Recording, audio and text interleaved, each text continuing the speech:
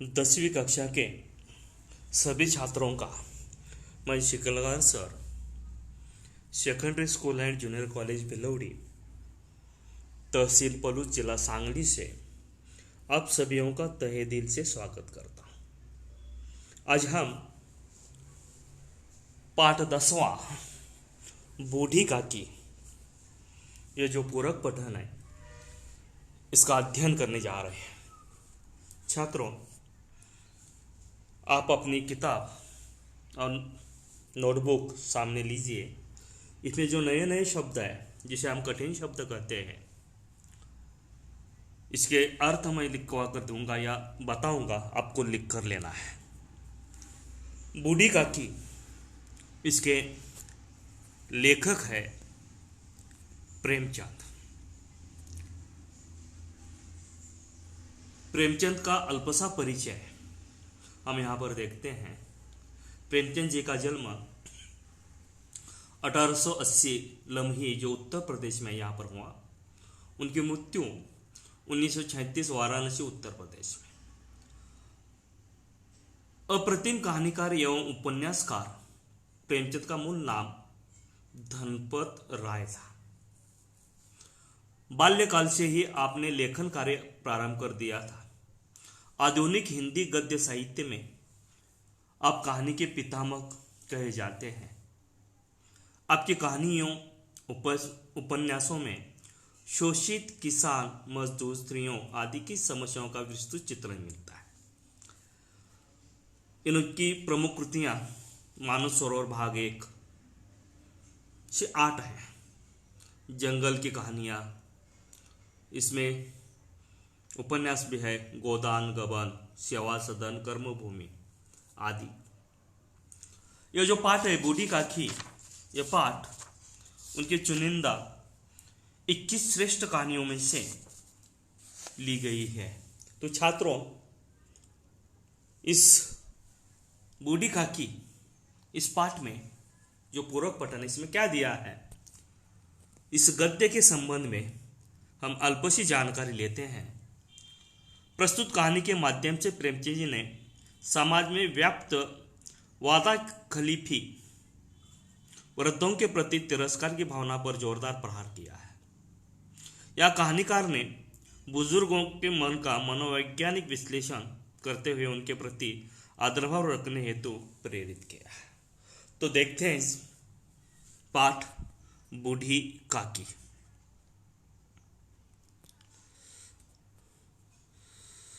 बुढ़ापा बहुधा बचपन का पुनरागमन हुआ करता है। पुनरागमन का मतलब है वापस आना। बूढ़ी काकी में जिह्वा स्वाद के सिवा और कोई चेष्टा शेष न थी। चेष्टा, कोशिश। तो देखो छात्रों, यहाँ पर जो बूढ़ी काकी है, आरंभी लेखक ने इस तरह किया है कि बुढ़ापा यानी बचपन का पुनरागमन होता है। जिस तरह बचपन में दांत नहीं होते, उसी तरह बुढ़ापे में भी दांत नहीं होते हैं। लेकिन युवा की स्वाद यह मात्र रहती है, और न अपने कष्टों की ओर आकर्षित करने के लिए रोने के अतिरिक्त कोई दूसरा सहारा ही नहीं था। अपने ओर अगर आकर्षित करना हो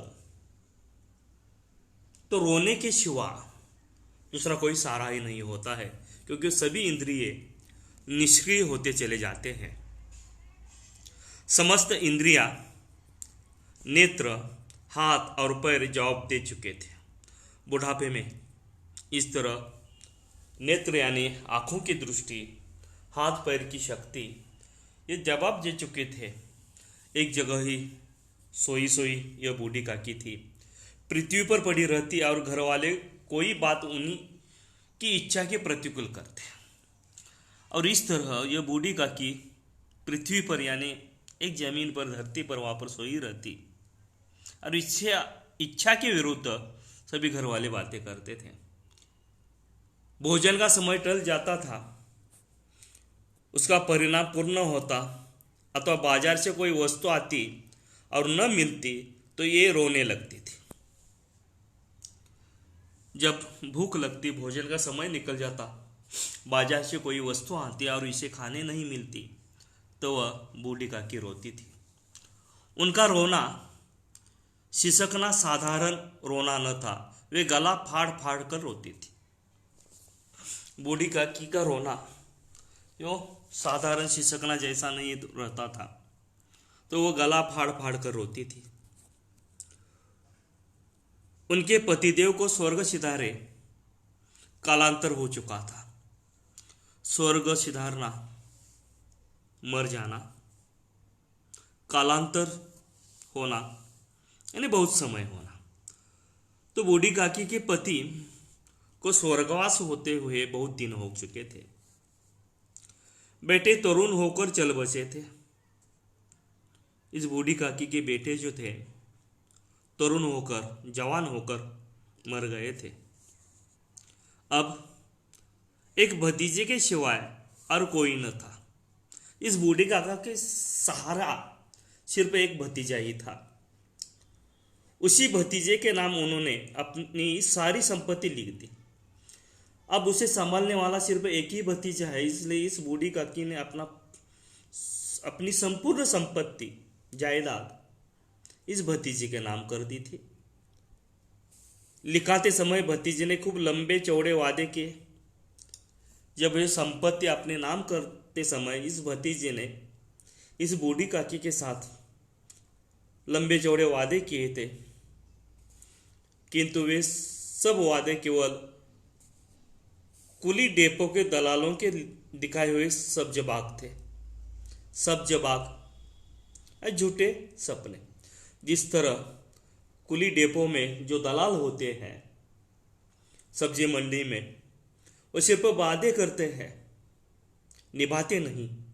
उसी तरह इस भतीजे ने भी बहुत से वादे किए थे, लेकिन निभाना दूर। यद्यपि उस संपत्ति की वार्षिक आय 150-200 रुपये से कम न थी। उसकी वार्षिक आय जो है 150-200 रुपये से कम न थी। छात्रों, ये कथा बहुत पुरानी है। 150-200 रुपये यानी उस समय के बहुत से। तथापि बूढ़ी काकी को पेट भर भोजन भी कठिनाई से मिलता था।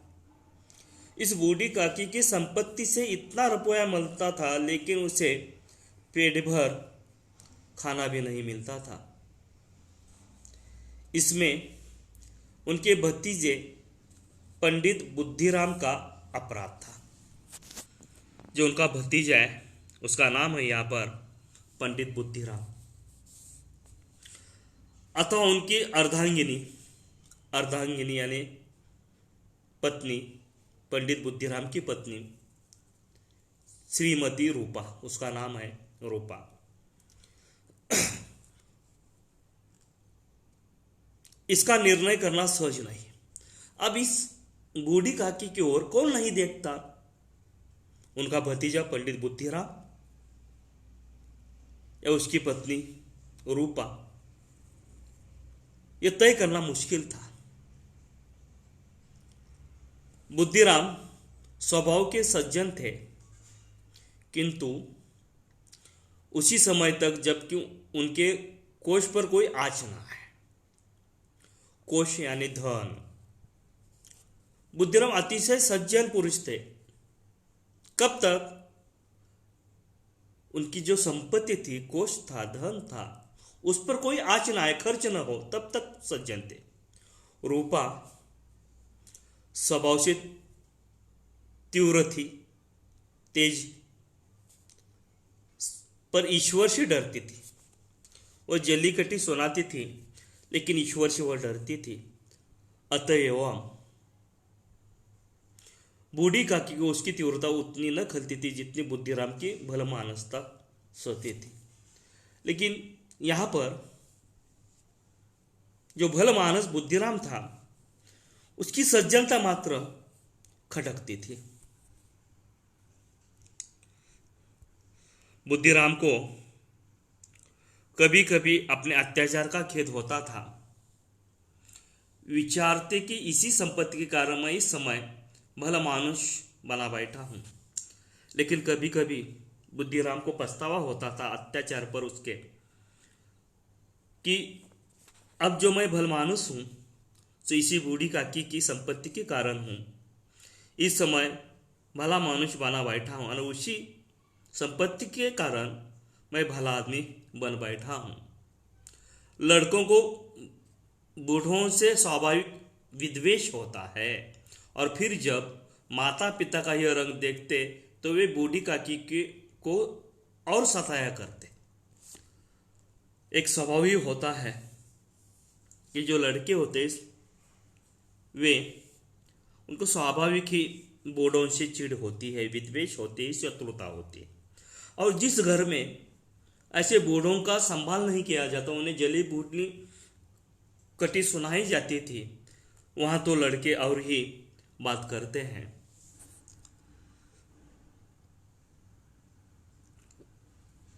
बूढ़ी काकी को और सताया करते। कोई चुटकी काटकर भाता, कोई उन पर पानी की कुल्ली कर देता। देखो छात्रों, कितना बुरा लिखा है यहाँ पर कि वो छोटे बच्चे जो है उस बूढ़ी काकी जो अपनी जमीन पर सोई हुई थी, मुझे हिलना डुलना तक नहीं आता था, उसकी चुटकी काटते, जिसे हम मराठी में चुमटा लेना कहते हैं। इतना ही नहीं, उसके ऊपर पानी की कुल्ली कर देते। कुल्ली करना, मुंह में पानी लेकर वो कुल्ली करके फेंक देते थे। काकी चीख मारकर रोती और ये बूढ़ी और क्या करती, रोना ही उसके पास था। वो चीख चीख कर रोती। हाँ, काकी क्रोधातुर होकर बच्चों को गालियां देने लगती तो रूपा घटनास्थल पर आ पहुंचती और इस तरह ये काकी रो रो कर वो बच्चों को भला बुरा कहती, तब रूपा वहां पर आ जाती। वो भी आती किस लिए?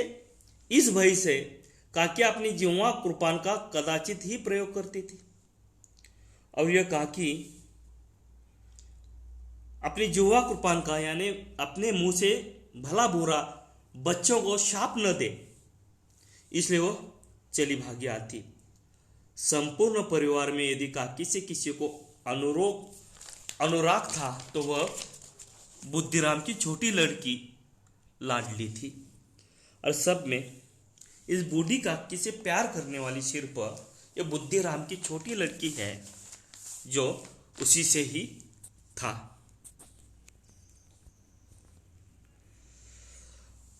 लाडली अपने दोनों भाइयों के भय से अपने हिस्से की मिठाई चबेना बूढ़ी काकी के पास बैठकर खाया करती थी। यही उसका रक्षागार था। ये जो छोटी लड़की है, इस लड़की को जो कुछ मिठाई वगैरह दिया जाती थी वो बूढ़ी काकी के पास आकर खाती थी, क्योंकि उसके दोनों जो बड़े भाई है वो उससे छीन न ले। उसका रक्षा घर, सुरक्षा घर अगर कोई हो तो बूढ़ी काकी जहां पर रहती थी वह जगह। रात का समय था। बुद्धिराम के द्वार पर शहनाई बज रही थी और गांव के बच्चों का झुंड विस्मयपूर्ण नेत्रों से गाने का रसास्वाद कर रहा था। रात का समय, और उस समय बुद्धिराम के द्वार पर शहनाई बज रही थी। विस्मयपूर्ण यानी आश्चर्यकारक, रसास्वादन यानी आनंद लेते थे। चार पहियों पर मेहमान विश्राम कर रहे थे। इस कार्यक्रम के लिए आए हुए मेहमान चार पहियों पर विश्राम कर रहे थे। दो एक अंग्रेजी पढ़े हुए नवयुवक इन व्यवहारों से उदासीन थे। पढ़े लिखे अंग्रेजी युवक थे ये जो शहनाई और रसास्वाद ले रहे थे, उनके ऊपर वो उदास थे। वे इस गवार मंडली में बोलना अथवा सम्मिलित होना अपनी प्रतिष्ठा के प्रतिकूल समझते थे। जो पढ़े लिखे जो नव युवक थे, इन गवार मंडली में, गवार यानी गांव के रहने वाले, बिना पढ़े लिखे, अपने शान के खिलाफ समझते थे। आज बुद्धिराम के बड़े लड़के मुखराम का तिलक आया था। जो बुद्धिराम का बड़ा लड़का था जिसका नाम है मुखराम, उसके लिए तिलक आया था। यह उसी का उत्सव था और उसी का यह उत्सव यानी समारोह था। घर के भीतर स्त्रियां गा रही थी और रूपा मेहमानों के लिए भोजन के प्रबंध में व्यस्त थी। और रूपा मेहमान के भोजन के प्रबंध में व्यस्त थी। भट्टियों पर कड़ाह चढ़ रहे थे। एक में पूड़ियाँ कचौड़ियाँ निकल रही थी, पकवान बनाए जा रहे थे। दूसरे में अन्न पकवान बन रहे थे। एक बड़े हंडे में मसालेदार तरकारी पक रही थी, और जो बड़ा हंडा था उसमें मसालेदार तरकारी, जो सब्जी साग सब्जी हम कहेंगे, वो पक रही थी। घी और मसाले की श्रद्धावर्धक का मतलब है भूख बढ़ाने वाली सुगंध चारों ओर फैली हुई थी। और इस तरह भूख बढ़ाने वाली सुगंध उस परिसर में चारों ओर फैल रही थी। बूढ़ी काकी अपनी कोठरी में शोकमय विचार की भांति बैठी हुई थी। यह स्वाद मिश्रित सुगंध उन्हें बेचैन कर रही थी। और यह बूढ़ी काकी अपने कोठरी में बैठी हुई थी, लेकिन यह स्वाद उसे बेचैन कर रहे थे। आह, कैसी सुगंध है! अब मुझे कौन पूछता है, जब रोटियों ही के लाले पड़े हैं तब ऐसे भाग्य कहाँ की भरपूर पूरियां मिले। जब मुझे रोटियां ही नहीं मिलती है तो ऐसा भाग्य कहाँ कि मुझे ये पूरियां कचौरी मिले। यह विचार कर उन्हें रोना आया। कलेजे में हुक से उठने लगी, परंतु रूपा के भय से उन्होंने फिर मौन धारण कर लिया। लेकिन रूपा जली कटी सुनाती है, इसका ख्याल आते ही वो चुप बैठती है। फूल हम घर में भी सूंघ सकते हैं, परंतु वाटिका में कुछ और बात होती है। लेकिन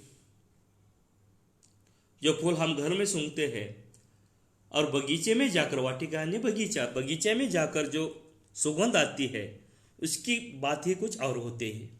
इस प्रकार निर्णय करके बूढ़ी काकी हाथों के बल सरकती हुई बड़ी कठिनाई में चौखट से उतरी और धीरे धीरे रेंगती हुई कड़ा के पास आ बैठी। और वह सुगंध उसे बेचैन कर रही थी। बूढ़ी काकी अपने हाथों के बल रेंगती हुई जहां पर यह भोजन बना रहा था, उस कढ़ाई के पास रेंगते हुए आकर बैठ गई। और रूपा उस समय कार्यभार से विद्विग्न हो रही थी। रूपा उस समय विद्विग्न होना यानी परेशान थी। कभी इस कोठी में जाती, कभी उस कोठी में, कभी कढ़ा के पास आती, कभी भंडार में जाती। इस तरह उसकी भागदौड़ शुरू हो गई थी।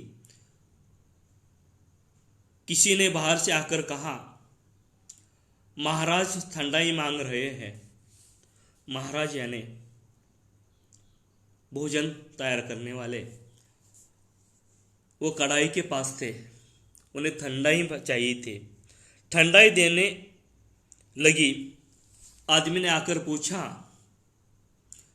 अभी भोजन तैयार होने में कितना विलंब है? जरा ढोल मंजीरा उतार दो। बेचारी अकेली स्त्री दौड़ते दौड़ते व्याकुल हो रही थी, झुंझलाती थी, कुड़ती थी, परंतु क्रोध प्रकट करने का अवसर न पाती थी। और इस तरह वह रूपा भागदौड़ में पूरी तरह झुंझला उठी थी, परेशान थी। उसे गुस्सा भी आ रहा था, लेकिन गुस्सा किस पर उतारे? भय होता कहीं पड़ोसियों यह न कहने लगे कि इतने में उबल पड़ी। जो पड़ोसी स्त्रियाँ थी वह न कहें कि इतने छोटे से कार्यक्रम में यह उबल पड़ी। प्यास से स्वयं कंठ सूख रहा था। उसे पानी पीने तक फुर्सत नहीं थी। उसका गला सूख रहा था। गर्मी के मारे फूंकी जाती थी, परंतु इतना अवसर भी नहीं था कि जरा पानी पिए अथवा पंखा लेकर झले। लेकिन इतना अवसर भी नहीं था उस रूपा के पास कि थोड़ा पानी पिए और पंखा झल ले, ठंडा ले ले। यह भी खटका था कि जरा आंख हटी और चीज़ों की लूट मची तो। उसे यह डर था कि मैं जरा से इधर उधर हो जाऊं, आंख लग जाए तो ये चीज़ें इधर उधर चली जाएंगी। इस अवस्था में उसने बूढ़ी काकी को कढ़ा के पास बैठा देखा तो जल गई। जल जाना, संतप्त होना और सारा गुस्सा, क्रोध उस बूढ़ी काकी पर उतर गया। देखो छात्रों, क्रोध न रुक सका।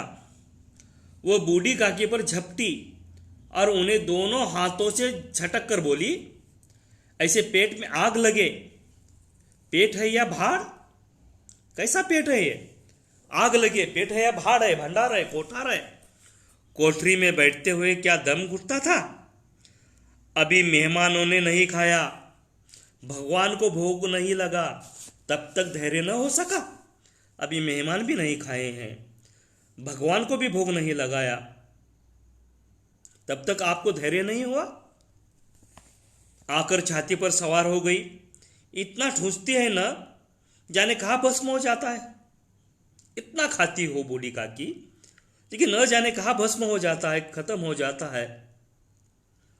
भला चाहती हो तो जाकर कोठरी में बैठो।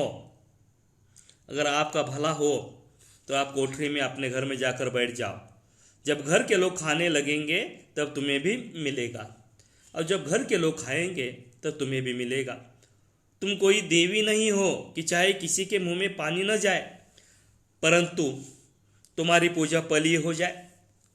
तुम कोई देवी नहीं हो कि तुम्हें पहले ही भोग लगाया जाए, दूसरों के बजाय तुम्हारी पूजा हो जाए। बूढ़ी काकी अपनी कोठरी में जाकर पश्चाताप कर रही थी कि मैं कहाँ से कहाँ पहुँच गई। उसे पछतावा होने लगा कि मैं इतनी बूढ़ी हूँ, मैं कहाँ से कहाँ पहुँच गई। उन्हें रूपा पर क्रोध नहीं आया था, अपनी जल्दबाजी पर दुख था। बूढ़ी काकी को रूपा पर बिल्कुल क्रोध नहीं आ रहा था। मेहमान खाने थे, भगवान का भोग लगाना था, और उसकी जल्दबाजी पर उसे गुस्सा आ रहा था, दुख हो रहा था। सच ही तो है, जब तक मेहमान लोग भोजन न कर चुके घर वाले कैसे खाएंगे।